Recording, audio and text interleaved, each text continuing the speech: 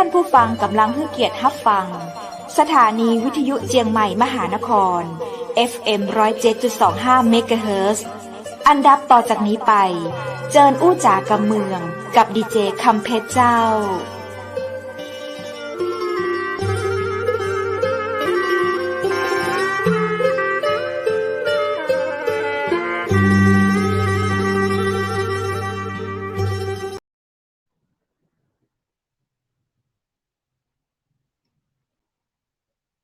สวัสดีเจ้าสวัสดีคุณผู้ชมที่ฮักและกระตึงหาจัดนักนะเจ้ายินดีต้อนรับเข้าสู่รายการอู้จ๋ากำเมืองตังเจียงใหม่มหานครแพร่ภาพออกอากาศจากอาคารวังสิงห์คำอำเภอเมืองจังหวัดเชียงใหม่เจ้าคุณผู้ชมเจ้าวันนี้ปิกปากับข้าเจ้าดีเจคำเพชรและทีมงานเชียงใหม่มหานครเช่นเคยนะเจ้าวันนี้เฮาปากันวันพุธที่29เดือนธันวาคม2564เจ้าอากาศทางเหนือก็ยังหนาวเย็นนะเจ้าจะได้ก็ดูแลรักษาสุขภาพกันด้วย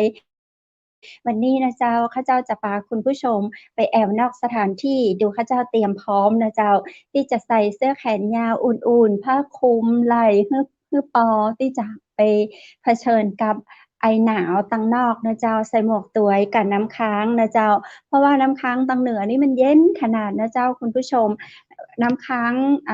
ตามยอดดอยนี่เป็นเหมยขาบเลยนะเจ้าเหมยขาบหรือว่าเกล็ดน้ำแข็งที่จากน้ำกลายเป็นน้ำแข็งจะอันไลเนอร์เจ้าคุณผู้ชมเตรียมพร้อมที่จะไปกับข้าเจ้าหรือยังซึ่งในวันนี้ข้าเจ้าและทีมงานเชียงใหม่มหานครเจ้าจะพาคุณผู้ชมไปไปกอยสวนกัญชงนะเจ้าที่อำเภอปายจังหวัดแม่ฮ่องสอนบ่ใกล้บ่ไกลเนาะ ถ้าอยู่ทางเหนือก็คือบ่ใกล้บ่ไกลแต่ถ้าคุณผู้ชมอยู่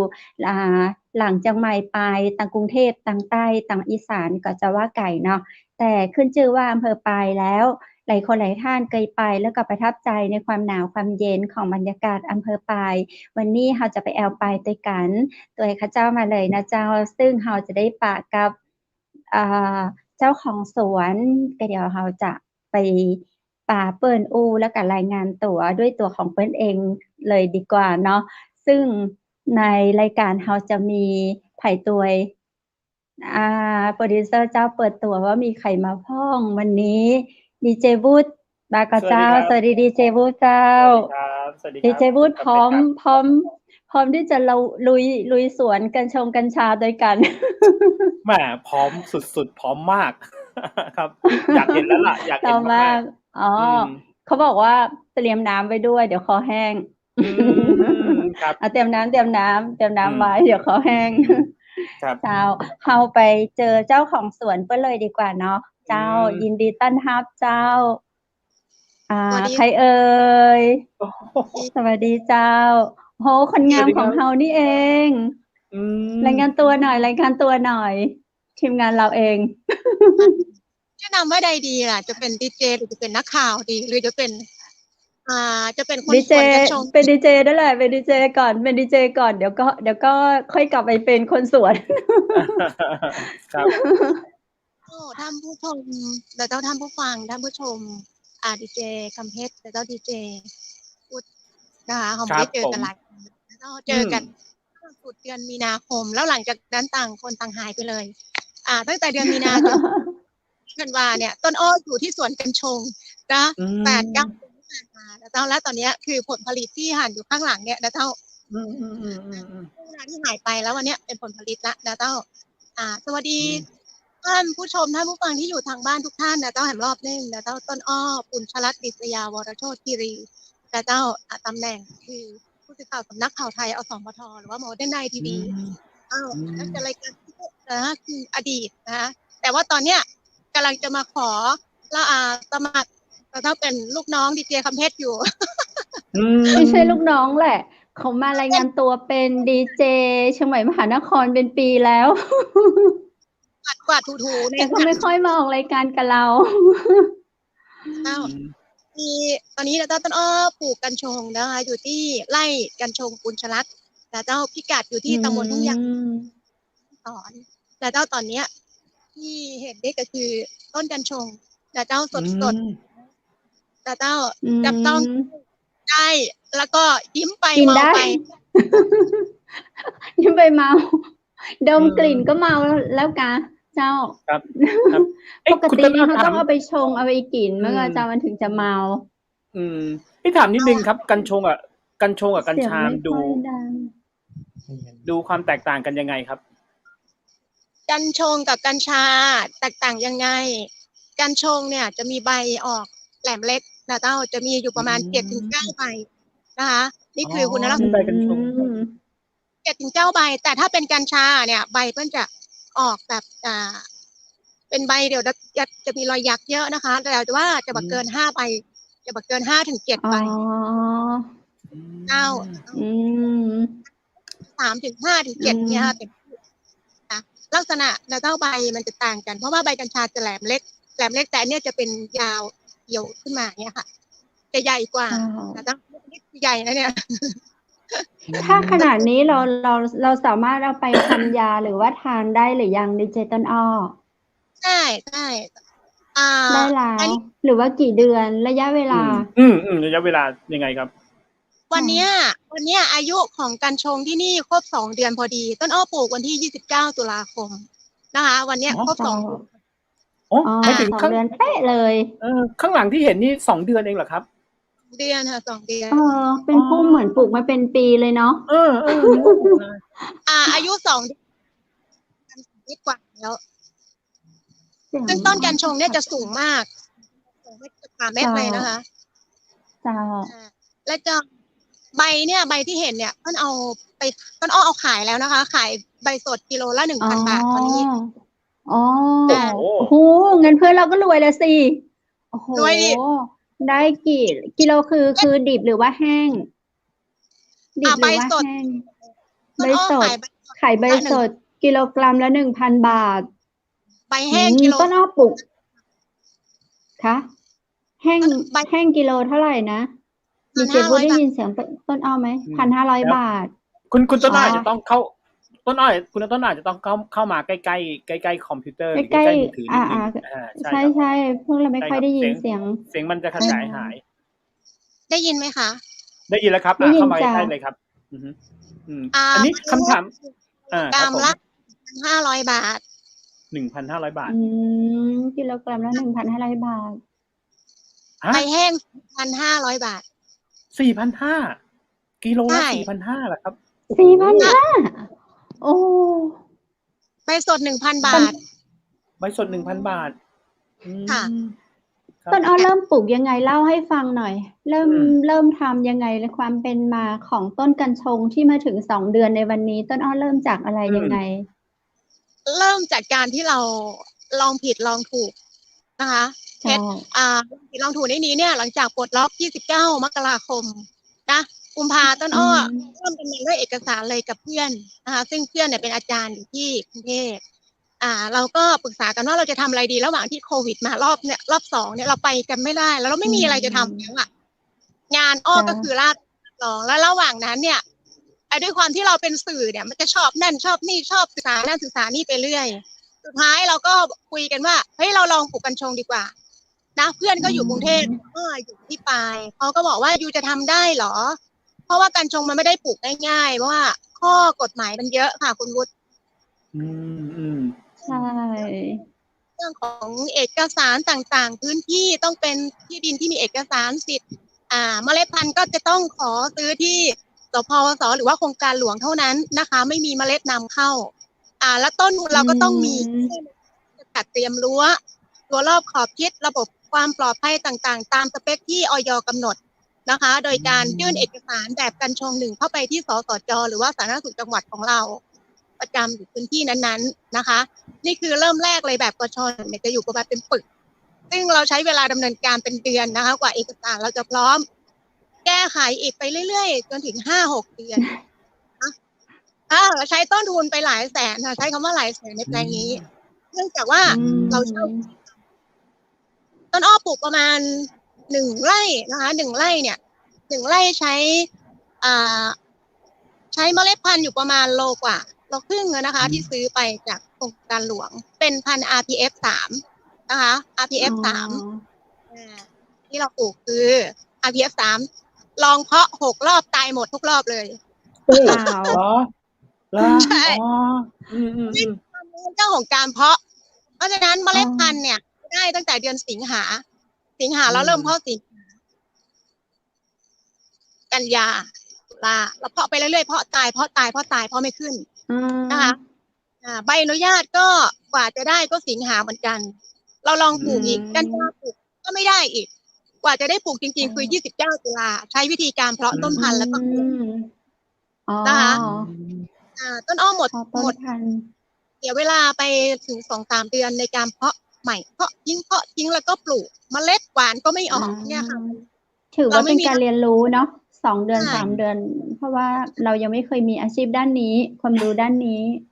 ใช่ค่ะเป็นการเรียนรู้เจ้าระบบน้ำที่นี่มันไม่มีนะคือต้นอ้อเรียกต้องใช้น้ำเยอะใช่มันต้องใช้น้ำทุกวันเลยวันละ2 รอบให้เขาน้ำต้นอ้อใช้ระบบน้ำหยดเลี้ยงเขานะคะอันนี้เขาดอกแล้วค่ะเห็นไหมดอกนี้เขาบอกว่ามีความสำคัญมีประโยชน์มากถ้าเขาก็จะให้เมล็ดนะคะ เพื่อสกัดน้ำมันคือเมล็ดนี่จะออกมาจากดอกอันนี้ต้นตัวผู้สีสวยมีต้นตัวผู้กับตัวเมียด้วยครับมันแตกต่างกันยังไงคะตัวผู้กับตัวเมียเขาจะผสมล้อมีการผสมด้วย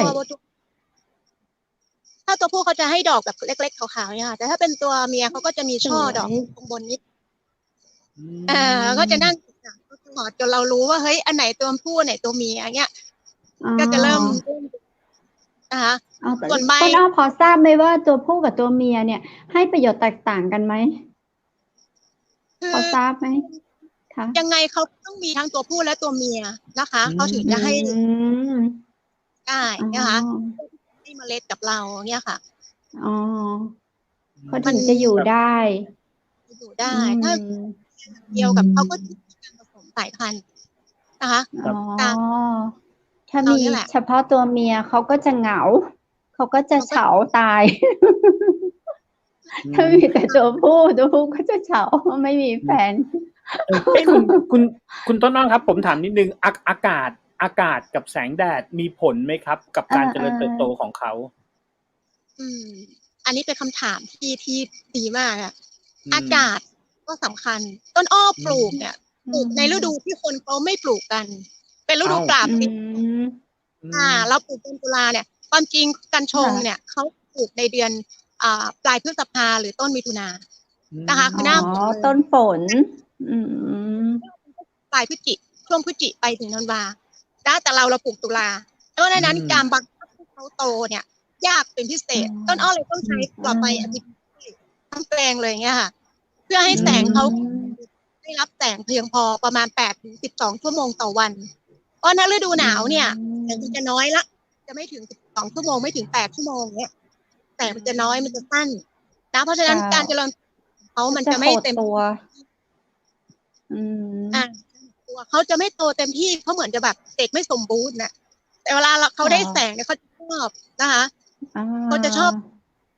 ไอ้ตอนที่เราพอต้นแต่ไฟช่วยไม่งั้นเขาก็ไม่โตนะคะปัญหายากครับและอีกปัญหาหนึ่งครับคุณต้นอ้อพวกแมลงอะไรอย่างเงี้ยมีผลด้วยหรือเปล่าเนื่องจากว่าของต้นอ้อแปลงเนี่ยเป็นแปลงแบบออร์แกนิกฟาร์มจริงๆเราไม่ใช้พืชใดๆนะคะสารกำจัดศัตรูพืชเราก็ไม่ใช้ปัญหาในเรื่องแมลงมีค่ะมีในที่นี้แต่ว่าเอาอยู่ค่ะคุณวุฒิเนื่องจากว่าดินของเราเนี่ยเราภาพดินตั้งแต่แรกแล้วคือเราใช้พวกมูลค้างคาวปุ๋ยคอกเนี่ยค่ะมูลไส้เดือนเนี่ยในการแบบทำให้ดินเขาต้นเขาแข็งแรงพอต้นเขาแข็งแรงเขาได้ปุ๋ยตรงนั้นเต็มที่เขาก็จะไปเลี้ยงใบ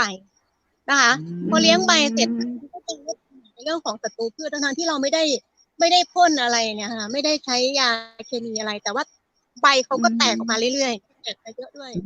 ถือว่าสมบูรณ์มาก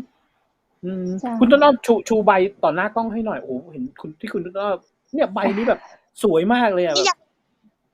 อันนี้ยังเล็กอยู่ใส่หม้อซุปต้มซุปเลย น้ำคงจะหวาน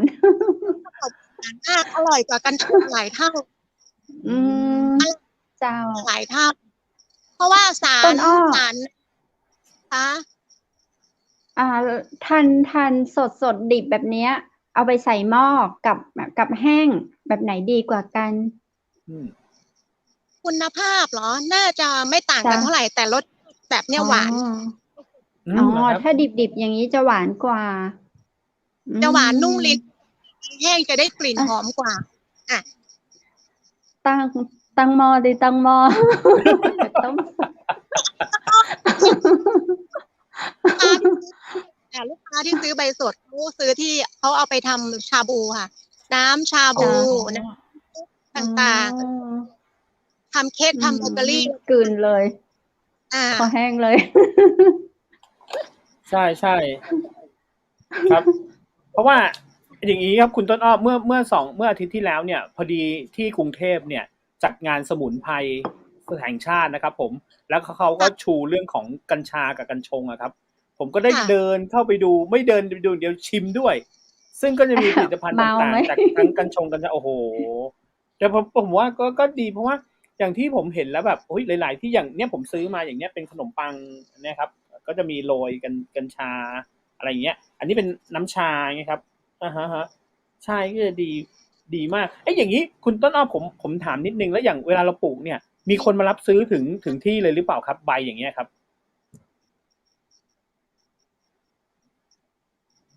คือหนึ่งเนี่ยการปลูกกัญชงเนี่ยเราจะต้องมีตลาดของก่อนนะแต่ถามว่าบริษัทเนี่ยบริษัทต้นอ้อมีบริษัท B Eco ที่แม่ฮ่องสอนนะคะเราของบริษัท B Eco เนี่ยเขารับซื้อส่วนว่าบางทีราคาไม่ตอบโจทย์เรายังไม่ได้ตอบโจทย์เราเนี่ยค่ะเพราะว่าเราทำแบบเชิงพาณิชย์ทำแบบธุรกิจเต็มตัวมันเลยทำให้ต้นทุนในการทำของเราสูง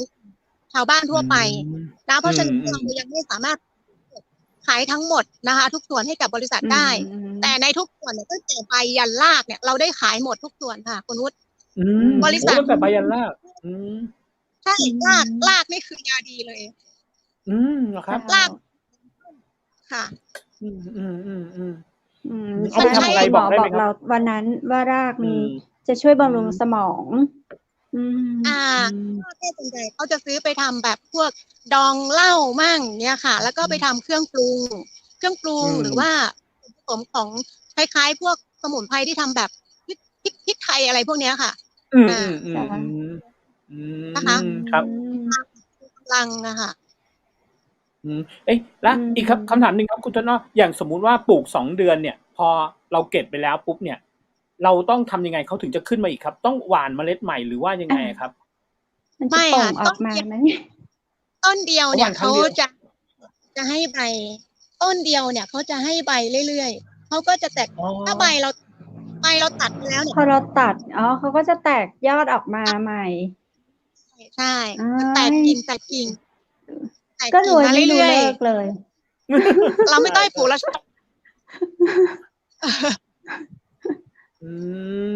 เพราะฉะนั้นเนี่ยจริงๆแล้วผลผลิตเขาก็ออกทั้งปีหรือเปล่าครับผลผลิตออกทั้งปีหรือเปล่าครับคุณต้นอ้อผลผลิตเนี่ยค่ะอันนี้ตัวเมียนะคะเขาจะมีช่อสวยสีเขาสวยมากสวยมากกันชงสีเขียวค่ะเป็นสีเขียวที่สวยมากเขาก็จะแตกเยอะนะคะครับเขาจะเป็นเขียวอ่อนๆอันนี้ต้นแบบบางต้นก็แบบเราขออนุญาตวางกล้องครับมีคำถามสวัสดีค่ะดีเจคัมเพสดีเจวูดดีเจต้นอ้อวันนี้ไปชมสวนกัญชาอากาศเย็นมากไหมคะเย็นเจ้า อากาศเป็นไงต้นอ้อที่สวนตอนนี้อุณหภูมิ22 องศาเจ้าที่สวนกัญชงสบายเจ้าแล้วก็ฝากชื่นชมผู้หญิงแกร่งเรียนรู้โอกาสท่ามกลางวิกฤตโอ้สุดยอดถาม ถามเลยครับ ตอนที่มันแบบเฟลอ่ะ ตอนที่ปลูกแล้วมันเนี่ยมีความรู้สึกท้อใจหรือเปล่าว่าปลูกแล้วมันไม่ขึ้นไม่อะไรอ่ะความรู้สึกตอนนั้นเป็นยังไงครับ ร้องไห้งานคุณวุฒิ ร้องไห้เป็นด้วยเหรอ แต่วันนี้ยิ้มมากเลยนะ วันนี้ก็แหมวันนี้รวยแล้วอ่ะกิโลตั้ง4,500เล่าให้ฟังหน่อยตอนนั้นเป็นไงครับผม เราทำใจยังไงแล้วแก้ไขยังไง ต้นอ้อทำเองหมดเลยเพราะว่าเพื่อนจะไม่มายุ่งด้วยเลยเพื่อนอยู่ที่กรุงเทพไอ้อ้อลุยเลยเงี้ยไอ้เราด้วยความไม่มีทักษะเลยไถแปลงอ่ะเขาให้ไถไปทางทิศเหนือทิศใต้แต่เราไถไปตกกับออกก็ไถ บวกกับเขาเลย ความที่เราใจร้อนเนี่ยเราปลูกตั้งแต่กันยาพอได้เมล็ดมาเนี่ย เราไปเพาะเสร็จแล้วก็มาลงหลุมเลยหยอดไปเลย2,100 หลุมตายเรียบไม่ออกสักต้นเลยคุณวุฒิ โอ้ โอ้โห นึกสภาพออก ก็ เลย คือแบบอกหักอย่างแรง ลุกไม่ไหวเลย นั่งลองเพราะรอบต่อไป นั่นคือครั้งแรก ครั้งที่2ไปอีก อีกครั้งที่3ตอนนี้ไม่ไหวเลยเว้ยถ้ามันตายอีกไม่ปลูกแล้วเว้ยอย่าบอกนี่เลยนะ เพราะว่า จะถอดใจแล้ว งาน แล้วเราก็โชคดีที่เจอบริษัทบีอีโคนะคะ น้องเขาเข้ามาช่วยเทรนมาช่วยแนะนำมาช่วยอบรมใช้ปุ๋ยอินทรีย์หรือว่าหน้าดินต่างๆหมดก็มีคณะอาจารย์ร่วมด้วยนะคะนี่ต้องขอบคุณน้องพีรพลนะคะคุณพีเนาะส่งเสริมในจังหวัดแม่ฮ่องสอนทั้งจังหวัดของเรานะคะ แล้วก็ยังที่เนี่ยเป็นอะไรที่แบบท้าประธานอ่ะเฮ้ยกูรอดแล้วเว้ยเนี่ยทีนี้พอเสร็จน้องเขาก็มาช่วยในเรื่องของการปรับแปลงใหม่หมดเลยคือไถรื้อหมดเลยค่ะคือรื้อหมดเลยรื้อทั้งแปลงจากหันหน้าไปทางทิศตะวันตกตะวันออกแล้วก็ต้องหันใหม่ทิศใต้เนี้ยมีผลอย่างนี้เลยนะหมายถึงว่าใช่เรื่องของทิศจะตามใจฉันไม่ได้เลยต้องตามหลักสูตรเขาเป๊ะๆเราเลยว่าถ้าพอเราพูดถึงกัญชาเนี่ยพี่น้องชาวเขาต่างๆที่อยู่บนพื้นที่แม่ฮ่องสอนเราเนี่ยเขาหวานมันก็ออกไงเพชรใช่ทำไมล่ะครับเขาหวานบนเขาเป็นม่อนน่ะมันยังออกเราก็เลยลองหวานมากหวานไม่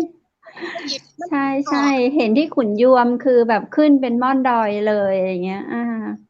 ค่ะตามโครงการเห็นเขาปลูกกันง่ายเขาปลูกง่ายแต่เราปลูกยากมากแล้วพอแบบน้องเข้ามาช่วยค่ะ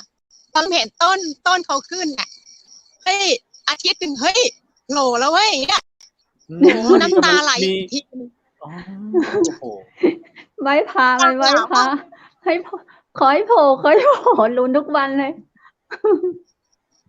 คุณวุฒิเชื่อไหมอ้อนนั่งคุยกับต้นไม้จนต้นอ้อเรื่องกว่าคือเราต้องให้ความรักกับเขาไม่เชื่อก็ต้องเชื่อเนาะนั่งคุยกับตอนเนี้ยปลูกอยู่ประมาณ 1,000 กว่าต้นค่ะในไร่เนี่ย 1,000 กว่าต้นแต่เขาเสียหายไปประมาณสักเสียหายไปเท่าไหร่ไม่ถึง100 ต้นนะคะไม่ถึง100 ต้นแต่ตอนนั้นเราลง 2,000 คือตายหมดเลยคราวนี้เราลง1,000 กว่าประมาณ 1,300 ต้นล่าสุดนะคะตอนนี้ประมาณพันนิดๆนะคะพันนิดๆแต่ว่าในต้นของเราทำรั้วกั้นไหมครับกั้นไว้ไหมเดี๋ยวเขาเข้ามาขโมยอะไรเงี้ยจ้ะไม่เราจะต้องลงทุนสร้างรั้วรอบขอบชิดให้หมดก่อนทั้ง1 ไร่แล้วก็วางกล้องวงจรปิดและระบบก่อนที่จะยื่นเรื่องในความปลอดภัยใช่เขาต้องลงทุนก่อนว่าเราผ่านไหมถ้าไม่ผ่านคุณก็ไม่ได้เงินคุณก็ลงไปเปล่าเนี่ยก็จะยากในเรื่องของการดำเนินตามของเจ้าหน้าที่ค่อนข้างจะล่าช้านิดนึงตามขั้นตอนของเขานะคะก็เลยจะมีผลในเรื่องการปลูกที่ มันเลยคาบเกี่ยวฤดูไปนะคะเราไม่สามารถเนื่องจากขั้นตอนของทางหน่วยงานภาครัฐเนี่ยค่อนข้างช้าพอสมควรนะคะครับแล้ว2 เดือนเนี่ยที่ต้นอ้อกำลังออกรายการเนี่ยเราดูคือสวยเนาะคุณวุฒิคือสวยจนแบบเราอยากไปอยู่ตรงในจุดนั้นเลยต้นอ้อได้เปิดให้นักท่องเที่ยวเข้าไปถ่ายภาพอะไรบ้างหรือยังมีคนเข้าไปชมมีคนดูงานชมได้แค่ด้านนอกรั้วค่ะเขาไม่อนุญาตให้คนเข้าแปลงไม่อนุญาตให้เข้าแปลงเขาห้ามนะคะอันนี้คือกฎเพราะอะไรเขากลัวพืชผลเสียหายและอีกอย่างมันเป็นสารเสพติดที่ยังบางส่วนยังมีการควบคุมอยู่ถ้าจะถ่ายรูปก็คืออยู่ด้านนอกถ่ายรูปให้ฉากเป็นกัญชงของเราแบบนี้ได้ แต่เข้าไปในสถานที่ดังกล่าวของเราไม่ได้นอกจากจะซิกแซกอนุโลมอย่างเงี้ยเข้าได้เพราะว่าพอดีผู้ใหญ่นั่นเพื่อนผู้ใหญ่มาดูงานท่านเข้ามาเยี่ยมแล้วนะคะท่านเกษตรอำเภอเนี่ยท่านเข้ามาญาติท่านคุณต้นอ้อครับถ้าสมมติว่าคนฟังรายการแล้วสมมติไม่ได้อยู่ที่แม่ฮ่องสอนเนี่ยอยู่ที่จังหวัดอื่นเนี่ยถ้าเกิดเขาจะเริ่มปลูกบ้างอย่างเงี้ยเขามีที่สัก1 ไร่คุณต้นอ้อจะแนะนำเขาในเบื้องต้นอย่างไรดีครับ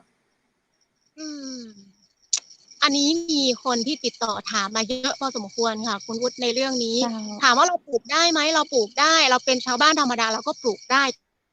ขอแค่คุณมีทุนในก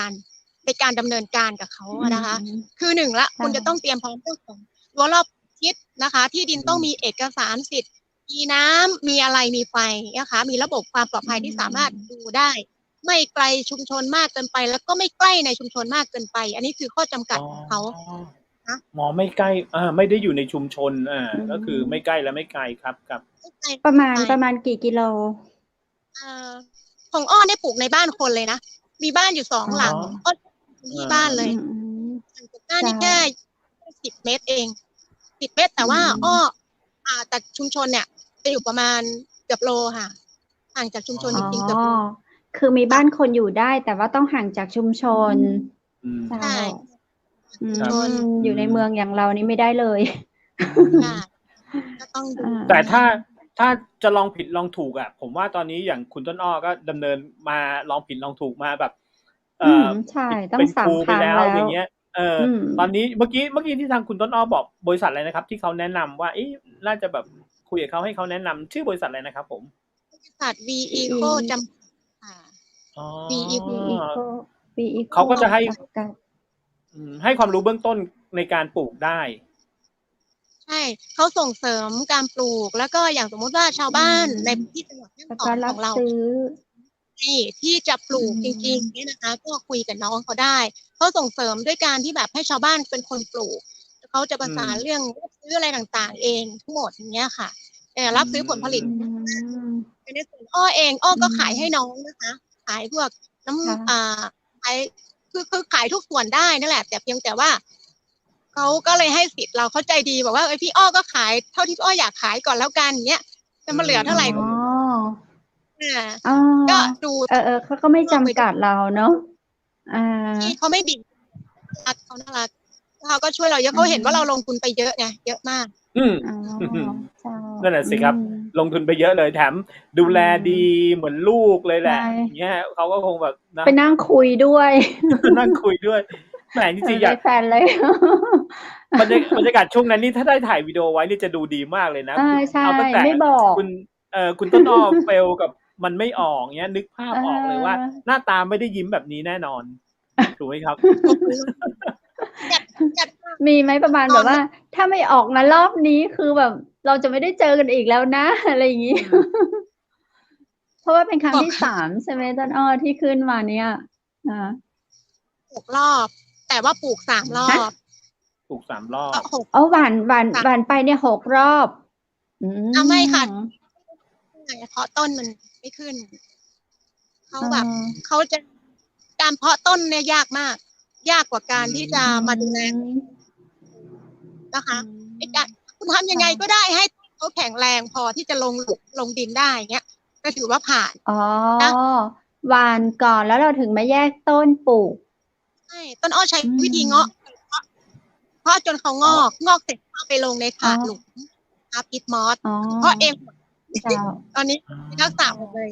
เข้าใจหมดเลยว่ามันทำได้นะเพราะเสร็จประมาณ อ๋อ 40 ต้น เจ๋งอืม 3 อาทิตย์ลงดินมีใครช่วยทีมงานของบริษัท เมื่อกี้ได้ยินบอกว่าเมื่อกี้ได้ยินบอกว่าต้นอ้อทำเองหมดเลย ก็คือไม่ได้ทำหมดทั้ง 1,400 ต้น ก่อนหน้านี่คือทำเองหมดเลยแล้วก็พอเจอบริษัทพีโคน้องเขาก็มาช่วยทำจนมันเกิดเนี่ยค่ะ รอบ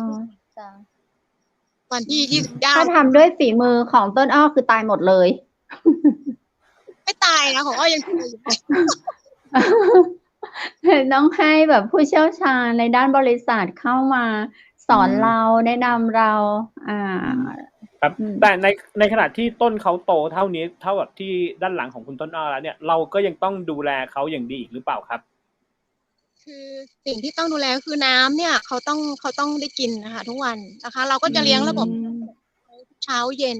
นะแต่แล้วก็ค่อยซึมจากรากเขาชุ่มชื้นใต้ดินนะคะเขาก็จะปกครองอยู่ได้ในส่วนปุ๋ยต้นอ้อเพิ่งให้ไปแค่2 ครั้งนะคะ ก็จะเป็นปุ๋ยขี้วัวแล้วก็มูลค้างคาวมูลไส้เดือนผสมกันก็วันนี้ก็คือสามารถเก็บผลผลิตตรงเนี้ยจำหน่ายขายได้มีคนติดต่อเข้ามาเยอะไหมตอนนี้ต้นอ้อขาย จ้ะ ใบแห้งแล้วเนาะใบแห้งเนี่ยเราขายย่อยขายปลีกค่ะเป็นด้วยห่อละ100วันนี้ก็มีเริ่มเข้ามาอ้อบอกเลยถ้าคนสนใจติดต่อต้นอ้อยังไงติดต่อได้นะคะที่เบอร์โทร0983619199หรือไม่เข้าไปที่ Facebook ของต้นอ้อปุญชลัดได้เลยนะคะก็จะเป็นเฟซสัตว์ที่เป็นเฟซส่วนตัวเรายังไม่ทำเพจอะไรทั้งนั้นเพราะว่าปกติแล้วเนี่ยก็จะเป็นคนรู้จักกันที่เขาแบบคอนเนคมานะคะแล้วเขาก็เอาไปขายต่อบอกต่อพรรคพวกเขาเนี่ยค่ะต้นอ้อไม่เน้นการตลาดอะไรที่ยุ่งยากเพราะเราเชื่อว่าเราได้เปรียบการตลาดเพราะเราเป็นเจ้าใหม่ๆต้นๆนะคะเพราะฉะนั้นมีแค่เพียง1 ไร่ถ้าขายให้บริษัทหมดก็คือไม่ถึงนะขายหมดเลยขายได้หมดเลยเพียงแต่ณเวลานี้เราอยากจะลองทำอะไรใหม่ๆด้วยการแปลรูปแพ็คโปรดักต์อะไรต่างๆเราอยากทำคือเรารู้สึกสนุกกับเขาวันนี้ต้นอ้อเอาใบไปนะคะไปตากแห้งแบบธรรมชาติเราไม่ผ่านการอบนะคะเราตากผึ่งลมในที่ร่มธรรมชาติประมาณอาทิตย์นึงเนี่ยเขาแห้งแล้วคุณภาพของใบเขาจะไม่ดรอปนะคะเพราะเขาไม่โดนความร้อนจัดทีเนี้ยกลิ่นเขาหอมมากเพชรเดี๋ยวอ้อต้องส่งไปให้คุณเพชรกับคุณบุ๊ทนะคะลองชิมดูกลิ่นเขาหอมแล้วก็รสชาติเขาหวานละมุนมากที่สำคัญเนี่ยใบชาของเขาเนี่ยใบแห้งเนี่ยเขาทำให้เราหลับลึกและหลับสบายมากไปช่วยในเรื่องระบบประสาทโดยตรงแล้วก็รักษาโรคไมเกรนโรคเกาต์ได้อันนี้ต้นอ้อเริ่มกินมาเป็นเดือนแล้วนะคะเพราะว่าใบเริ่มออกต้นอ้อก็เริ่มกินยังไงต้นอ้อคือเอาไปทำอาหารหรือว่าเราเอาตากแห้งที่ต้นอ้อบอกว่าตากแห้งแล้วเราก็เอามาชงก่อนหน้าเนี่ยต้นอ้อทำใบสดมาเรื่อยๆก่อนหน้าเนี่ยพอแห้งเนี่ยมันเพิ่งจะได้ประมาณครึ่งเดือนเนาะเราก็เริ่มทานแห้งดูปรากฏว่าเฮ้ยมันกินเยอะนะคืออารมณ์ในการรับรสมันฟินกว่าเยอะเลยเรื่องใบแห้งเพราะฉะนั้นราคาสูงกว่าเนื่องจากว่าเราใช้ใบสดประมาณ6 กิโลถึงจะได้ใบแห้งครับมีหน้าถึงแพงกว่าน้ำหนักเขาเบาไงคะ1,000ใบเนี่ยก็จะได้แค่1 โล1 โลคือเป็น 1,000 กว่าใบเลยนะเนี่ยเพราะฉะนั้น 1,000 บาทใบสดถ้ามันซื้อขายใบสดก็จะเป็นตั้ง 5-6 พันแต่เราขายใบแห้งเนี่ยเราเอา6 โลเนี่ยมาทำแห้งได้แค่โลเดียวเราขายแค่ 4,500 ครับแล้วการเก็บรักษาได้2 ปีใบละ10 บาทเก็บรักษาได้กว่าบาทครับเมื่อกี้ที่คุณต้นอ้อบอกว่าคุณต้นอ้อเนี่ยไม่ได้ขายให้ทั้งหมดหมายถึงว่าเราเตรียมที่จะมาแปรรูปเป็นบางอย่างด้วยตอนนี้ บอกสักอย่าง2อย่างได้ไหมครับว่าเตรียมที่จะแปรรูปมาเป็นอะไรบ้างครับอ่าฮะใช่ ตอนนี้นะคะน้ำมันเนี่ยเรารอน้ำมันมาทำแปรรูปเป็นสบู่สมุนไพรนะคะแล้วก็ โอ้เยี่ยม โปร เล ดัก ย ต์โปรดักต์ทางด้านสกินแคร์เพื่อต่อยอดสมุนไพรสบู่กุญชลัดของต้นอ้อที่มีอยู่ณเวลานี้นะคะโดยให้บีโก้เนี่ยเป็นผู้ดำเนินการให้เราทั้งหมดเนื่องจากว่าบีโก้เนี่ยเขาผลิตโรงงานทำโดยตรงแล้วนะคะสำหรับน้ำมันโดยตรงเขาได้รับใบอนุญาตแล้วด้วยนะคะเพราะฉะนั้นจังหวัดแม่ฮ่องสอนจังหวัดเนี่ยถ้าคุณจะสกัดน้ำมันกัญชงหรือกัญชากัญชงเนี่ยคุณสามารถไปที่บริษัทบีโก้ได้เลยนะคะเพราะว่าเขาขอว่าการสกัดน้ำมันเนี่ยก็ต้องเป็นโรงงานที่สามารถได้รับใบอนุญาตแต่เขาขอสกัดแบบไปสกัดนิดน้ำมันงาอะไรนี่ไม่ได้นะคะไม่ได้อ๋อหรอไม่ได้ต้องเป็นน้ำมันกัญชงเท่านั้นใช่เขาจะขอใบอนุญาตเฉพาะของเขานะคะแล้วน้ำมันกัญชงนี่เราเอามาทำอะไรได้บ้างส่วนใหญ่ก็เขาจะมีโอเมก้าสูงกับโปรตีนสูงนะคะที่เขาจะทำในเครื่องสำอางเขาจะช่วยในเรื่องของผิวพรรณนะคะทำให้มันแบบ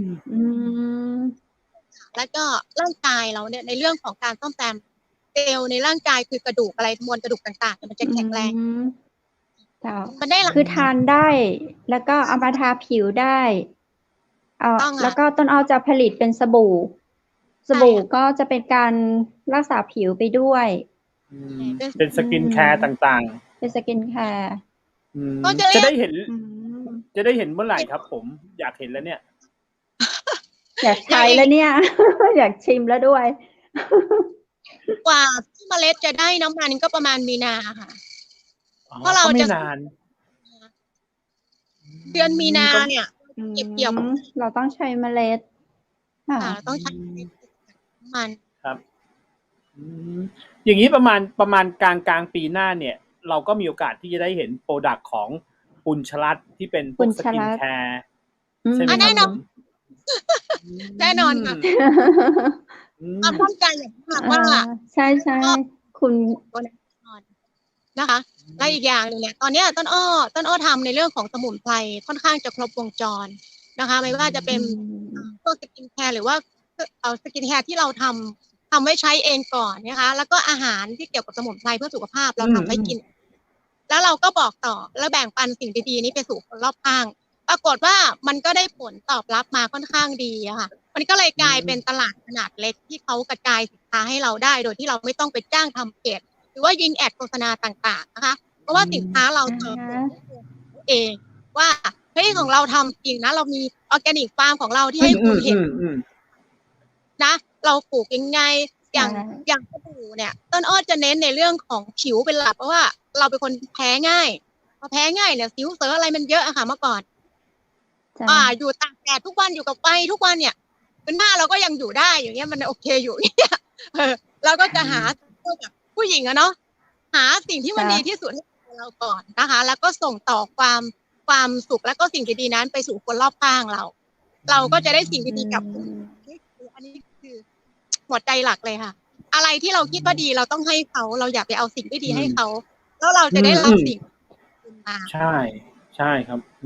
ยิ่งผู้บริโภคด้วยนะเราต้องเห็นความสำคัญของเขาด้วยนะต้องเป็นสิ่งที่ดีๆให้เขาใช่ภูมิใจในตัวทีมงานของเราเนาะคุณวูดเก่งจังเขาไม่ค่อยมาเป็นดีเจร่วมกับเราเขาแอบไปทำสวนมาอย่าแหม่นะไม่ไหนไม่ก็ต้องอยู่มรดกเนี่ยเพราะว่าลงทุนไปเยอะไงครับอย่างนี้เนี่ยเป็นไรจังหวัดมหานครก็จะเป็นสื่อกลางให้อยู่ค่ะครับจริงๆอย่างเงี้ยผมว่าครับผมว่าจริงๆแล้วตัวไม่ว่าจะเป็นกัญชงหรือกัญชาจริงๆมันมีมานานแล้วเนาะไม่ใช่แบบเพิ่งอะไรอย่างนี้เนาะแต่เราอาจจะโดนบล็อกอะไรบางอย่างว่ามันเป็นสารเสพติดมันเป็นอะไรเสพติดแต่จริงๆอ่ะถ้าอย่างเงี้ยผมว่าตรงๆเลยจริงๆแล้วคนก็จะบอกว่าคนไทยเป็นมะเร็งเยอะอย่างเงี้ยผมว่ามันอาจจะถึงเวลาแล้วล่ะเนาะว่าไอ้มันต้องลดความเป็นโรคมะเร็งต้องลดลงแล้วล่ะเพราะว่าตอนนี้เราสามารถที่จะเราไม่ให้มีราชา เรา ส เอา มุน แต่ ไพร ยาเมืองนอกเราสั่ง อื ยาม มาเมืองน สา อก รเค อะไร มี อย่างงี้อย่างเดียว ใช่ อื ใช่ครับ ม อือฮึ ความจริงเนี่ย ต้นอ้อลองทุกอย่างนะคะ ในช่วง 6 เดือนมาเนี่ย ต้นอ้อลองแม้กระทั่งกระท่อม กัญชา อืม กัญชง อืม คือลองในที่นี้คือเราอยากรู้ว่าความแตกต่างของพืชแต่ละชนิดที่มันถูกควบคุมภายใต้กฎหมายของไทย มันมีผลยังไงต่อมนุษย์คนหนึ่งเนี่ยค่ะ ต้นอ้อลองกัญชาเนี่ย เนื่องจากว่ากัญชาในทางการแพทย์เนาะ ค่า THC ของเขาจะสูงกว่ากัญชง กัญชงเนี่ยจะไม่ค่อยมี THC นะคะก็จะมี CBD แต่ CBD ก็จะไม่เกิน 2% เช่นเดียวกัน เพราะฉะนั้นสาร CBD กับ THC แตกต่างกันโดยสิ้นเชิงนะคะ แตกต่างกันโดยสิ้นเชิง โดยเฉพาะกัญชงเนี่ย ทางโครงการหลวงเนี่ยเขาก็ต้องทดสอบมาแล้วว่าไม่มีค่า THC ในนี้ เพราะถ้ามี THC ของต้นอ้อจะโดนเผาทั้งไร่เลยนะคะ อ๋อ คือ 3 ตัวเนี้ยจะเป็นสารเสพติดใช่ไหมคะ ใช่ คือมัน ใช่ จะติด อ๋อ แต่ทีนี้กัญชงอาจจะไม่มี ค่ะ รู้ก่อนว่าเราจะเอาสารตัวนั้นมาทำอะไร เราปลูกพืชตัวนั้นเพื่ออะไรนะ ต้นอ้อศึกษาเรื่องนี้ เราถึงมีตลาดรองรับเราว่าทุกวันเนี้ย เฮ้ย เราขายได้นะ แต่เราพอใจจะขายไหมอะในราคานั้น ในราคานี้ เงี้ย เพียงแต่ว่า เฮ้ย เราอยากไปต่อนะเว้ย อย่างเงี้ย ต้นอ้อก็เลยแบบคิดในเรื่องของการ แปรรูปผลิตภัณฑ์นะคะ จ้ะ ต่อยอดของเรา ถ้าเราขายแค่ใบเนี่ย เราไม่ได้ทุนคืนนะ แต่ทีเนี้ย อืม ต้นกัญชงเนี่ย อืม เขาขายได้ตั้งแต่ใบยันรากเหมือนต้นอ้อบอก ค่ะ เอาง่ายๆถ้าเราตีโจทย์แตกนะคะ เราคำนวณแค่1ต้นเนี่ย เราขอแค่500 บาททั้งต้นเนี่ยยันรากเนี่ย เราขอ500 บาท เราปลูก1,000 ต้นเราได้500,000 ถูกไหม เราแปรรูปเราได้อะไรเยอะกว่านี้ ใช่ ๆ อันนี้คือแบบถ้าคิดง่ายๆนะคะ ไม่ได้คิดซับซ้อนแบบนักวิชา ต้นหนึ่งเนี่ยมีประมาณกี่ใบ ต้นอ้อได้นับบ้างไหม ประมาณ ต้นหนึ่งมีประมาณกี่ใบ เพราะใบหนึ่งฟังดูแล้วก็ประมาณ15 บาท ไม่ขนาดนั้น ตอนเนี้ยราคาเขาแบบทางตลาดถ้าเป็นราคากลางมันจะขายราคานี้ไม่ได้ จะอยู่โลละไม่เกิน500 บาท แต่ต้นอ้อขายปลูกต้นอ้อขายในราคาใบโลละ 1,000 ได้ เพราะเรามีกลุ่มลูกค้าเราอยู่ ค่ะ แล้วของเราสวยด้วย เต็มที่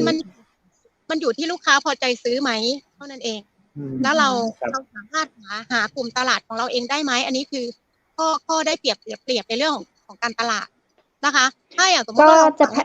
จะแพงกว่าชาวบ้านด้วย เพราะว่าเป็นยี่ห้อของดีเจ ต้องมองว่ามัน คือบุญชลัดไง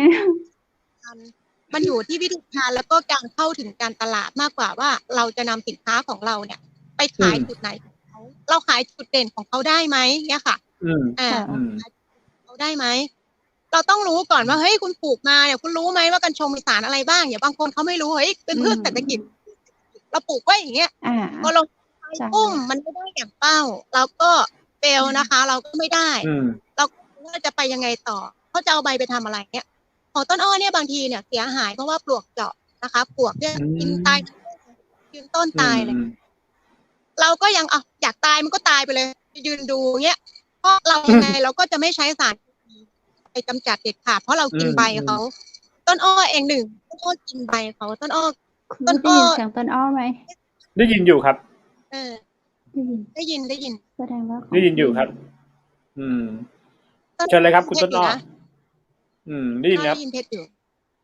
ครับคืออย่างนี้ผมเข้าใจแล้วอย่างแนวคิดของคุณต้นอ้อก็จะบอกว่า1คือสมมติว่ากัญชงเนี่ยเป็นคือโปรดักต์อย่างเงี้ยคุณต้นอ้อก็จะใช้ตัวของกัญชงเนี่ยให้เกิดมูลค่ามากที่สุดใช่ไหมครับนอกจากที่จะโอเคขายใบก็คือขายใบแหละแต่คุณต้นอ้อก็พยายามจะคิดในอีกรูปแบบนึงที่แบบว่าเอาไปพัฒนาต่อยอดอะไรให้ได้คุ้มค่ามากที่สุดต่อ1ต้นใช่ค่ะคุณวุฒิถูกต้องค่ะขอบคุณมากเลยที่เข้าใจคือใบเนี่ยตอนนี้ต้นอ้อทดลองอยู่3อย่าง1คือทานสดนะคะ2ทานแบบชาแห้ง3ลองเอามาทำเป็นผงนะคะเพื่อทำแคปซูลลองเองนะคะลองเองแบบเขาทำได้หมดเลยเขาใช้ประโยชน์ได้หมดเลย นะคะ เราจะทำเป็นอาหารทำเป็นรูปแบบแคปซูลหรือแบบอะไรก็แล้วแต่คือการต่อยอดอ่ะมันนะคะคือเราทดลองทำของเราเล่นๆจะรู้ว่าใบเขา1 เนี่ยใบเขาทำอะไรได้นอกเหนือจากใบสดมากอย่างเงี้ยค่ะอย่างลำต้นเนี่ยลำต้นส่วนใหญ่ก็ไปทำเส้นใยนอกเหนือจากทำเส้นใยเสร็จคนโบราณคนรุ่นเก่าเขาก็จะทำเส้นใยทอผ้านะคะแต่ในต้นอ้อเองเนี่ยต้นอ้อมองไปถึงเรื่องการทำแบบอาหารสัตว์อะไรต่างๆเนี่ยนะคะว่าไงคะดีเจคำเพชร อากาศมันหนาว ไปแอบชิมกันชงมามั้ง แล้วเล่นค่ะ อินเทอร์เน็ตปกติแล้ว ฟังต่อ เมื่อกี้คุยกับคุณต้นอ้อครับว่าจริงๆแล้วคุณต้นอ้อชอบแนวคิดที่ว่าตอน1 ต้นเนี่ยแทนที่จะจบไปด้วยการขายใบหรืออะไรเงี้ยคุณต้นอ้อพยายามคิดในรูปแบบที่มัน1 ต้นอ้อที่มันสามารถพัฒนาไปเป็นโปรดักต์อะไรบางอย่างซึ่งแนวคิดเนี่ยผมชอบมากเพราะจริงๆแล้วต้องพัฒนาให้เกษตรกรบ้านเราเนี่ยถ้าได้แนวคิดอย่างนี้นะโอ้ผมว่าบ้านเราเนี่ยอย่าเรียกว่ารวยเลยแบบว่าสามารถทำอะไรได้ด้วยผลิตภัณฑ์ในท้องถิ่นเราไม่ต้องมีพ่อค้าคนกลางไม่ต้องมีใครมาใช่ครับและนอกจากนี้เมื่อกี้สะดุดนิดนึงตรงที่คุณต้นอ้อบอกว่าแคปซูลเอาไปทำเป็นแคปซูลก็คือเป็นสารสกัดที่อยู่ในแคปซูลเนี่ยจริงๆแล้วก็คือถ้าเรามองจริงมันก็คือนวัตกรรมเลยนะที่แบบว่า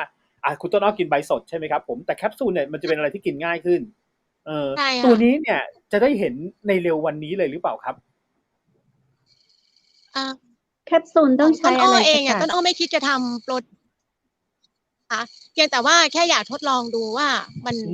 มันมีความเป็นไปได้ยังไงอ้อไปทำอะไรได้บ้างแบบการขายบริษัทใหญ่ๆเขาทำอยู่แล้วนะคะพวกอาหารเนี่ยตอนเนี้ยมีบริษัทใหญ่ที่นนทบุรีเขาติดต่อมาว่าเขาต้องการใบกัญชงเนี่ยไปเป็นสารสกัดส่วนหนึ่งในการทำยาผลิตภัณฑ์ลดน้ำหนักใช่เราก็เลยลดน้ำหนักได้ด้วยเหรอลดน้ำหนักได้ด้วยค่ะลดน้ำหนักได้ด้วยได้ถึงบอกไงว่ามันตอบโจทย์ในกลุ่มของคนรักสุขภาพแล้วก็พวกวงการความงามสกินแคร์นะคะหรือสมุนไพรทางด้านของอะไรต่างๆเนี่ยค่ะทางการแพทย์อะไรเนี่ยมันได้หมดมันไม่ใช่แค่ว่าคุณปลูกกัญชงมาแล้วคุณขายต้นขายเส้นใยอย่างเดียวเอาไปทำผ้าทองเนี่ยคือมันไม่ได้ราคาใช่ไม่ได้ราคาแล้วก็ไม่คุ้มค่าด้วยเนาะไม่คุ้มเลยต่อให้ปลูกข้าวโพดกิโลละ6 บาทดีกว่าถ้าอย่างนั้นนะคะไม่ต้องใช่ครับที่ครับที่ปลายนี่มีคนปลูกอย่างของคุณต้นอ้อเนี้ยมีเริ่มมีเยอะไหมครับมีหลายเจ้าเดียวอยากรู้อายุของกัญชงจะอยู่ได้นานแค่ไหนยังไงคะต้นอ้อเท่าที่ทราบนะคะ45 วันเนี่ยเขาเก็บใบได้เนี่ย45 วันคือเก็บใบได้แล้วนะคะเก็บใบสดอายุของเขาพอ2 เดือนครึ่งเนี่ยเขาก็จะให้ใบเต็มที่นะเขาก็จะเริ่มดอกเต็มที่ที่สุดก็เกิน6 เดือนก็คือเก็บเกี่ยวทั้งหมดจะให้เมล็ดแล้วเราก็ลงดินใหม่พรวนดินแล้วก็ลงใหม่ได้2 ครั้งใช้สถานที่ที่เดิมได้ไหมได้2 ครั้งเดิม2 ครั้งแล้วก็ต้องเปลี่ยนดินเหรอคะไม่เพราะเราไม่ได้ใช้เราใช้อินทรีย์ตลอดเขาก็ไปเขาเวลาที่เหี่ยวแห้งร่วงลงพื้นมันก็กลายเป็นหมายถึงว่าเราปลูกครั้งหนึ่งเราสามารถเก็บผลผลิตของเขาได้2 ครั้งใช่ไม่ใช่เอาใหม่ประมาณครั้งละ6 เดือนนะคะรอบละปีหนึ่งครั้งปีหนึ่งได้2 ครั้งเราก็สามารถคือถ้าเราเก็บเกี่ยวมันทั้งรากทั้งอะไรเราก็ลงใหม่ใช่ค่ะใช่ค่ะเราจะปล่อยให้มันแก่ไปถึง2 ปีอย่างนี้ได้ไหมรากมันจะได้แบบแก่เป็นรากที่มีอายุมันจะเข้มข้นขึ้นอะไรแบบนี้แม่คุณ วันไม่เลื้อยนะคะไว้ได้2 ปี อ๋อ เอาแค่นี้พอแค่นี้พ อ๋ อ อคืออายุของเขาแค่นั้นได้6 เดือนแต่คุณต้นอ้อความสูงของเขาเนี่ยก็เท่านี้ใช่ไหมครับเขาไม่ได้สูงอะไรมากกว่านี้แล้ว ก็สะดวก จะสูงปกติ เราก็จะคอยเก็บใบคอยตัดยอด นู่นเลย ไป เนี่ย ขาย จะ3 เมตรแล้วนะตอนนี้ โอ้เหร เหร อ อ เห็นไหมคะเนี่ย 2 เดือนเอง3 เมตรเชียว โอ้ โอ้ ครับ เห็นพระจันทร์ด้วย สวยเนาะสวยอะแบบได้บรรยากาศแบบเมาไหมเนี่ย เมาไหม ฮะ เมาไหม เวียนหัว ช่วยบรรยายกลิ่น แต่ หมายถึงกลิ่นตอนนี้เป็นยังไงบ้างครับ มัน สด เป็นกลิ่นแบบไหนเอ่ ชื่นเลย อ่า กลิ่นของเขาอ่ะ เคี้ยวกินได้ไหม กลิ่นเขาไม่ต่างกับใบชาทั่วไปนะคะไม่เหมือนกลิ่นใดแต่ว่าเวลาลงน้ำร้อนอ่ะเขาหอมอ่ะ ใช่ หอม ทำอะไรนะหมูจุ่มเงี้ย ใส่ในน้ำหม้อหมูจุ่มไอ้โอ้โหแบบโอ้ย แล้วหวาน อยกกิน หวานกินอ่ะหวานแบบคุณไม่ต้องใช้รสดีหรือซุปไก่เลยอ่ะ อ๋อ ใช่ซดน้ำแบบ คนที่กลัวแบบว่าเอ้ยฉันต้องกินชูรสเยอะเนี่ยเปลี่ยนมาเป็นใบ ไม่ กัญช ต้อง ง ดีก เล ว่า ย ใช่ การรักษาระดับคอเลสเตอรอลในร่างกายเราได้ดีด้วยเขาไม่มีน้ำตาลเขาไม่มีน้ำตาลปรับระดับของเรื่องน้ำตาลในเลือดอะไรต่างๆได้ดี แล้วที่สำคัญการชงเนี่ยจะบอกเคล็ดลับอย่างหนึ่งแรกเลยที่ศึกษามาเคล็ดลับของเขาคือเขาใช้ช่วยในเรื่องของการรักษาเรื่องของต่อมลูกหมากผู้ชายได้ดีมาก เพราะฉะนั้นมันกระจายทำให้ผู้ชายคึกคักนะคะอันนี้ให้เพื่อนทดสอบนะคะก็จะช่วยได้ดีมากในเรื่องของผู้ชายนะคะโอ้ยยิ่งอย่างคุณวุฒินี่ฟังเลยเดี๋ยวใช่เพราะว่าจริงโรคต่อมลูกหมากโตนี่น่ากลัวมากในผู้ชาย ใช่ ผู้ชายส่วนใหญ่เขาบอก 50% ที่มีปัญหา ใช่ครับ ยิ่งอายุเลข 5 ขึ้นไปอะค่ะจะยิ่งต้องระวังเลข 4 เลข 5นะคะตัวนี้จะไปช่วยเพราะว่าถ้าเราทานอะไรก็แล้วแต่เนี่ยแล้วเรารู้สึกว่าร่างกายเรากระชุ่มกระชวยนั่นแหละมันถูกจริตกับร่างกายเรามากเป็นนะคะไม่งั้นน่ะทางบริษัทคาราบาวแดงเชฟเป้อะเขาไม่ซื้อไปทำพวกไอ้นั่นหรอกเครื่องดื่มเขาหรอกถ้ามันไม่มีสารพวกนั้นใช่ไหมเครื่องดื่มทุกตัวจะต้องมีส่วนผสมให้มันกระชุ่มกระชวยใช่ครับ เวลาเราจะทานเนี่ยต้นอ้อรู้ไหมว่าเราทานตอนเช้าหรือว่าตอนเย็นดีกว่ากันเพราะฟังดูแล้วก็คือ1ทานแล้วกระชุ่มกระชวยมันต้องทานตอนเช้าแต่ทีนี้อีกครั้งหนึ่งก็บอกว่าทานแล้วแบบทำให้เรานอนหลับสบายอะไรแบบนี้งั้นเราควรทานตอนเช้าหรือว่าตอนเย็นคะก็ทานได้ตลอดเลยต้นอ้อทานทั้งเช้าทั้งเย็นตื่นมาต้นอ้อก็ทานก่อนนอนนะคะร่างกายเราที่ว่าเฮ้ยเวลาเราจะทานก่อนนอนเนี่ยเราจะทำให้เราหลับลึกจากที่ต้นอ้อจะเป็นคนตื่นนะจากที่คือเนี่ยเราก่อนนอนเนี่ยเราหลับไปรวดเดียวเลยตื่นมาอีกทีก็คือสว่างหรือแค่เจ้าเราไม่ตื่นเลยนะคะในส่วนของการทานตอนเช้าเนี่ยก็จะช่วยในเรื่องของการกระตุ้นให้เรากระชุ่มกระชวยเพื่อให้เราแอคทีฟตลอดเลยไม่ง่วงไม่เหงาแล้วเราทานตอนเช้าไม่ง่วงเลยไม่ง่วงเหรอคะก็แปลกดีเนาะอาการทานตอนเช้าให้กระชุ่มกระชวยแต่ทานตอนกลางคืนทำให้เราหลับลึกใช่เราเพิ่งฟื้นมาจากการนอนกลางคืนแล้วพอเรามาเจอ3ตัวนี้เนี่ยเราแอคทีฟแล้วสดชื่นนะคะเพราะฉะนั้นร่างกายเราก็มันจะไม่มีการไปจับร่างกายเราไว้ว่าเฮ้ยต้องหลับนะง่วงต่ออย่างนี้ไม่ใช่ผ่อนคลายต้นอ้อวันนี้คุยเพลินมากเลยเหมือนเราได้อยู่ในสวนจริงๆเลยแต่เวลาเราหมดลงแล้วนะรู้ไหมเดี๋ยวเรามาสวัสดีปีใหม่กันเนาะในอีพิโซดต่อไปเดี๋ยวต้นอ้อมาเล่าให้เราฟังวันนี้ในช่วงสุดท้ายเดี๋ยวต้นอ้อลาคุณผู้ชมก่อนละกันขอบคุณก่อนอื่นนะก็ต้องขอบคุณท่านผู้ชมท่านผู้ฟังนะคะทุกท่านสถานีวิทยุอะไรนะ เชียงใหม่มหานคร 107.25 นี่เขาไปสถานีเป็นคนแรกเลยนะคุณวุฒิ อืม เขาไปดูสถานีเป็นคนแรกเลยนะเนี่ย อนุญาตใจกำเมืองนะเจ้าต้นอ้อนะเจ้าอวยพรนะเจ้าส่งท้ายปีเก่าต้นปีใหม่ที่จะถึงปี65นี้นะเจ้าต้นอ้อขอคือแฟนเพลงทุกท่านนะเจ้ากัลยาณมิตรทุกท่านรวมทั้งดีเจคำเพชรดีเจวุฒินะเจ้าและน้องๆทีมงานเพื่อนๆทีมงานทุกท่านแต่ความสุขนะเจ้าประสบการณ์นะหลังจากก่อนเนี่ยเดี๋ยวก่อนอยากคุยเรื่องงานขอประสบแต่ความสุขความเจริญความสำเร็จในเรื่องความสมหวังในทุกๆด้านสิ่งที่ผ่านมาเจ้าบอกว่าจะเจออุปสรรคหรือว่าทุกข์ท้อขนาดไหนต้นอ้ออยากทุกท่านนั้นถือว่าเราผ่านบทเรียนที่ราคาแพงมาเพื่อให้เราแกร่งในวันนี้เจ้าและสามารถยืนอยู่ได้เจ้ายืนอยู่ได้อย่างเข้มแข็งเพื่อที่จะไปต่อในไปรับโชครับทองรับสิ่งดีๆความสำเร็จที่รอเราอยู่ในปี65นี้ทุกท่านนะเจ้าแล้วที่สำคัญต้นอ้ออยากให้ทุกท่านนั้น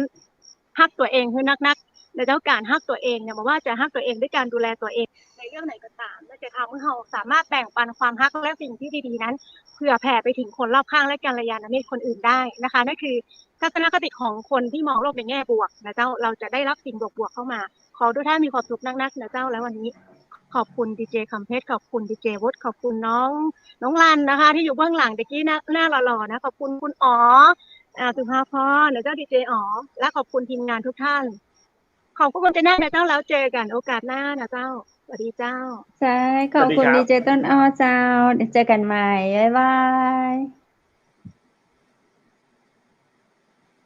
โอ้โหมาไว้ด้วยเลยคุณวุฒินี่กำลังคิดแบบว่าเรามีที่ตรงไหนนะที่มันอยู่ห่างจากชุมชน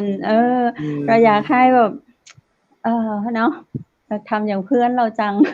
ใช่ผมว่าจริงๆถ้าปลูกกันเยอะเนี่ยผมว่าสิ่งที่มันจะได้ตามมาคุณเพชรผมคิดถึงเรื่องของสุขภาพคนไทยเนาะใช่สุขภาพคนไทยเพราะว่าจริงๆแล้วอย่างที่เราเคยสัมภาษณ์พี่หมอนะพี่หมอบอกว่าจริงๆแล้วเมืองไทยมีสมุนไพรดีๆเยอะเนาะยิ่งอย่างเงี้ยบางทีต้องมองว่าเราโดนกีดกันอะไรบางอย่างอย่างเงี้ยซึ่งโอเคถ้านะตอนเนี้ยทำได้แล้วเพราะว่าผมยังเชื่อมั่นอยู่อย่างว่าบางอย่างสมุนไพรบางอย่างเนี่ยเป็นเฉพาะได้เฉพาะพืชหมายถึงว่าได้เฉพาะปลูกที่เมืองไทยถึงจะได้สารสกัดที่ดีใช่นะครับเพราะว่าต่างชาติก็เคยทุกที่ทั่วโลกบางทีดินไม่ใช่อย่างเราใช่อากาศไม่ใช่อย่างเราบ้านเราไม่ได้หนาวเกินไปแล้วบ้านเราถึงบางทีจะปลูกได้สารออกมาก็ไม่ได้เหมือนกันถูกไม่ได้สารสกัดขนาดนั้นใช่ครับผมเพราะฉะนั้นนี่แหละจงภูมิใจที่เกิดเป็นคนไทยนะครับผมในวันนี้ก็กับดีเจต้นอ้อของเราด้วยโอ้ไม่น่าเชื่อแต่ก็ต้องคิดถึงตอนที่เขาเฟลอ่ะนะคุณใช่ช่วงแรกที่เขามาออกรายการกับเราเมื่อ 2-3 เดือนก่อนที่เขาจะทำตรงนี้เนาะที่เขาก็บอกเราว่าเขาก็ป่วยเป็นหลายอย่างหลายอย่างหลายโรคจนวันนี้เขามีความสุขแล้วเขาก็ทานเช้าเย็นหลับสบายตื่นมาสดชื่นสุขภาพก็ดีขึ้นเขาก็ไม่ได้แบบจะเก็บไว้เพียงตัวเองแล้วก็ยกขายทั้งไร่เนาะเขาก็จะมาแปรรูปในการทดลองผลิตเพื่อคนอื่นๆต่อไปโอเคแนวคิดที่ดีเราก็โชคดีที่เรามีกัลยาณมิตรที่ดีในทีมงานของเราเนาะก็เป็นกำลังใจให้ดีเจต้นอ้อต่อไปในวันนี้เราสองคนก็ขอบคุณแล้วก็ยินดีกับเพื่อนดีเจต้นอ้ออีกครั้งเนาะแล้วก็ขอบคุณสปอนเซอร์ใจดีนะครับผมขนมคอนเฟกผักกรอบครับผมนะครับทำจากผักสดนะครับแล้วก็ผสมน้ำผึ้งแล้วก็นมจากฮอกไกโดอร่อยมากจริงแต่ตอนนี้ของผมหมดแล้วนะครับโหเป็นลังนี่คือทานหมดเลยอร่อยมากคือต้องเอาติดรถไว้เลยครับคุณคำเพชรแล้วก็มันอร่อยมากจริงแล้วอย่างที่บอกว่าตอนนี้จะทานอะไรเนี่ยต้องคิดหน่อยเนาะเอาสิ่งที่มีประโยชน์เข้ากับร่างกายไว้จะดีที่สุดครับอย่างคอนเฟกต์ผักกรอบเนี่ยเป็นสิ่งที่มีประโยชน์มากนะครับแล้วก็คุณทานเล่นๆแต่คุณได้ประโยชน์นะครับถ้าใครสนใจเนี่ยติดต่อเป็นตัวแทนก็ได้ที่เบอร์0612890112นะครับแล้วก็อีกเบอร์หนึ่งคือ0856163199ครับราคาไม่แพงด้วย3ห่อแค่100เท่านั้นเอง โทรไปได้เลยนะครับตามเบอร์ที่อยู่ข้างล่างนี้ครับถ้าโทรตอนนี้อาจจะได้ส่วนลดด้วยเนาะเยี่ยมเลย ซื้อเป็นของขวัญปีใหม่ก็ได้นะซื้อเป็นของขวัญปีใหม่ผมว่าแจกก็ดีนะแล้วเก็บไว้ได้นานด้วยเป็นสิ่งที่ดีเนาะคนให้ก็ให้สิ่งที่ดีคนรับก็จะดีใจด้วยค่ะวันนี้ข้าเจ้าก็ขอขอบคุณโรงแรมแม่เสลียงเวียงงามนะเจ้าสปอนเซอร์ใจดีทางอำเภอแม่เสลียงเจ้าสนใจจะได้เรื่องของห้องพักก็สอบถามรายละเอียดเพิ่มเติมได้ที่เบอร์โทรศัพท์0536214444เปิดบริการตลอด24ชั่วโมงเจ้าแล้วก็ขอขอบคุณร้านผ้าพื้นเมืองชุดไทยใหญ่นะเจ้าแม่ฮ่องสอนโทรถามได้ที่0826166889เจ้าบริการให้เจ้าแล้วก็ส่งให้ทั่วประเทศไทยตัวยนะเจ้าตึงราคาปลีกและราคาส่งสุดท้ายข้าเจ้าดีเจคำเพชรดีเจวุฒิดีเจต้นอ้อนะเจ้าก็ขอขอบคุณคุณผู้ชมที่ฮักทุกคนทุกท่านนะเจ้าวันพรุ่งนี้เป็นวันที่เปิ้นเลื่อนมาออกลอตเตอรี่นะเจ้าเลื่อนจากวันที่1มาเป็นวันที่30เจ้าดีเจวุฒิอ๋อเหรอผมไม่รู้กันอ๋อเหรอใช่ค่ำคืนนี้ก็เลยอยากให้คุณผู้ชมเนาะเข้านอนเว่ยๆเพื่อจะได้นอนหลับฝันดีได้เลขดีๆในวันพรุ่งนี้จะได้เป็นเศรษฐีใหม่ป้ากันใหม่นะเจ้าพรุ่งนี้สำหรับค่ำคืนนี้นอนหลับฝันดีราตรีสวัสดิ์เจ้าขอบคุณครับสวัสดีครับ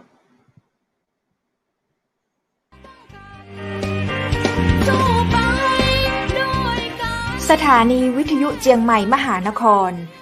107.25 เมกะเฮิรตซ์ ขอแสดงความห่วงใยและเป็นกำลังใจให้ทุกท่าน